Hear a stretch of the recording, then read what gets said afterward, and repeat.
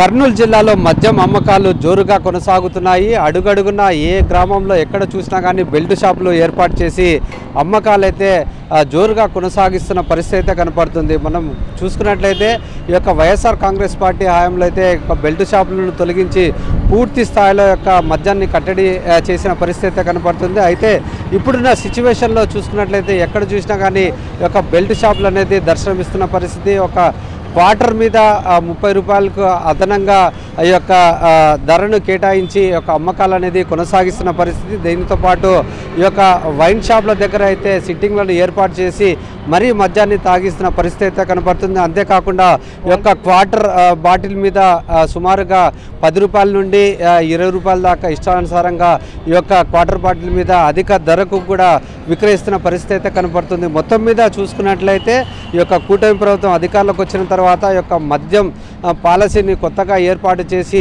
దోచుకుంటున్న పరిస్థితి అయితే కనపడుతుంది. ప్రస్తుతం మనం కర్నూలు నగరంలోని సంతోష్ నగర్ దగ్గర ఉన్నాము. ఇక్కడ చూసినట్లయితే వైన్ షాపుల దగ్గర ఈ యొక్క సిట్టింగ్ని కూడా ఏర్పాటు చేయడం జరిగింది. అంతేకాకుండా మద్యం బాటిల్ మీద కూడా అధిక ధరకు విక్రయిస్తున్నారని చెప్పేసి ఇక్కడ కొంతమంది చెప్తున్నారు. ఎట్లా ఉందంటారు ఈ యొక్క అమ్మకాలు అనేది? సార్ వచ్చేసి 21 డేట్ చూడండి సార్. ఇక్కడ 21/5/2025 4 రోజులు మంది అమ్ముతున్నారు. తాగి మద్యం రాజులు ఏమైనా అయితే ఎవరు రెస్పాన్సిబిలిటీ? ఎట్లా ఉందంటారు అంటే మొత్తం మీద? సార్ మద్యం క్వాలిటీ అయితే లేదు, మద్యం క్వాలిటీ లేదు. వాళ్ళకి ఇష్టానుసారంగా అమ్ముతున్నారు. నైట్ ఒక రేటు, డే టైం ఒక రేటు. మార్నింగ్ వచ్చినామంటే ఏదో డ్యూటీ పోయి తింటాడు, ఏదో నొప్పులు తట్టుకోలేక వచ్చి ఏదో కొంచెం ఒక 9 పెగ్ వేసుకొని పోదామని వస్తారు. వాళ్ళకు మళ్ళీ 50 రూపాయలు క్వార్టర్ మీద ఎక్స్ట్రా తీసుకుంటున్నారు. రాత్రిపూట అంటే ఎంత తీసుకుంటారు ఎక్స్ట్రాగా? క్వార్టర్ మీద 20 రూపాయలు తీసుకుంటున్నారు. క్వార్టర్ మీద 20 రూపాయలు, క్వార్టర్ మీద 20 రూపాయలు. పొద్దున టైంలో కూడా ఎక్కువ ఉంటుంటుంది. పొద్దున కూడా ఎక్కడెక్కడ దొరుకుతుంటాయి కదా సైడ్లకి. 50 రూపాయలు ఎక్కువ తీసుకుంటారు క్వార్టర్ మీద. సైడ్లకి 50 రూపాయలు తీసుకుంటారు. మామూలు పగులు అయితే మామూలుగా 150 రూపాయలు అమ్ముతుంటారు. ఇది ఓసీ అనేది సరే పెంచి 10 రూపాయలు పెంచి ఎక్కువ ఇచ్చినారు. కానీ ఎంఆర్పీ అని ఇప్పుడు అమ్ముతున్నారు. 2 రోజులైంది గతం కింద.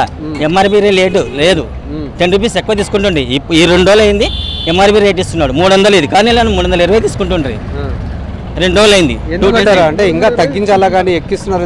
10 రూపీస్ పెంచుతున్నారు కానీ ప్రభుత్వం అనేది తగ్గించాలా. వాళ్ళు ఏమన్నారు ఇంతకుముందు గత ప్రభుత్వము వాళ్ళకంటే తక్కువ ఇస్తామని అన్నారు. కానీ పెంచి మళ్ళీ గత ప్రభుత్వం కంటే 10 రూపాయలు పెంచి ఇచ్చినారు కానీ తగ్గించేమి ఇవ్వలేదు కదా. ఇప్పుడు క్వార్టర్ మీద అదనంగా ఎక్కువ ఎందుకు ఛార్జ్ చేస్తున్నారు అంటారు? ఎందుకంటే తాగుబోతు ఎక్కువ అయినారు కాబట్టి పెంచుతున్నారు. తాగకుండా ఉంటే పెంచరు కదా. వాళ్ళకి ఆదాయం కావాలా, ప్రైవేటు లిక్కర్స్ అంతే కదా. వేరేది ఏమైనా ఉందే దీంట్లో?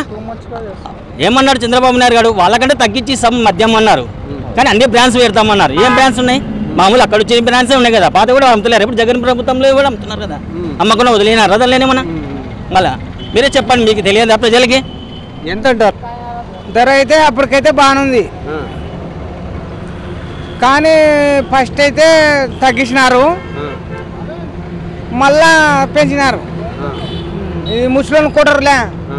మేము వల్ల అవే కదా సార్, మేము తాగేది అదే కదా. లే మేము అదే కదా తాగేది. ఎంఆర్పి ఏం మాకైతే అదే 10 రూపాయలు పెంచినారు. అదైతే తప్పే, తగ్గియాలి సార్. మాకు బీదోళ్ళం కదా. మీరేమంటారు? ఇక్కడ చూసుకున్నట్లయితే ఎక్కడ చూసినా కానీ ఈ యొక్క వైన్ షాప్ దగ్గర ఈ యొక్క సిట్టింగ్ని ఏర్పాటు చేస్తున్నారు. అది ఎంతవరకు కరెక్ట్ అంటారు? గత వైఎస్ఆర్ గవర్నమెంట్ ఉన్నప్పుడు గవర్నమెంట్ లిక్కర్ షాపులు నడిపేది. ఆ లిక్కర్ షాపులో పార్సల్ తీసుకొని ఇళ్ళకి వెళ్ళిపోయేవారు. లేదంటే ఏదన్నా వాళ్ళకి తెలిసిన ఇంట్లో రూమ్లలో పోయి నిలబడే తాగేవారు. ఇప్పుడు ఇష్టానుసారంగా ఇప్పుడు మెయిన్ రోడ్ ఉంది, వైన్ షాప్ ఉంది, వీడియో సిట్టింగ్ ఉంది. ఇప్పుడు ఫ్యామిలీస్ తిరిగే ఏరియా ఇది. ఎంత ఇబ్బంది ఆ లేడీస్కి. చంద్రబాబు నాయుడు కూటమి గవర్నమెంట్లో ఏం చెప్పినాడు? గత గవర్నమెంట్ మందు జనాలను మోసం చేసి ఆరోగ్యాలు దెబ్బతీస్తుంది అంటే అదే మందే అమ్ముతున్నాడు. ఇప్పుడు జగన్ గవర్నమెంట్లో గవర్నమెంట్ తరఫున అమ్మేదానికంటే ఇంకా 10 రూపాయలు ఎక్కువ 20 రూపాయలు ఎక్కువ అమ్ముతున్నాడు. ఇంకొకటి మేము అడుగుతున్నది ఏమంటే, నువ్వు వచ్చిన తర్వాత లిక్కర్ని నేను ఏ విధంగా అవినీతి లేకుండా చేస్తా, లిక్కర్ స్కామ్ అంటున్నాడు.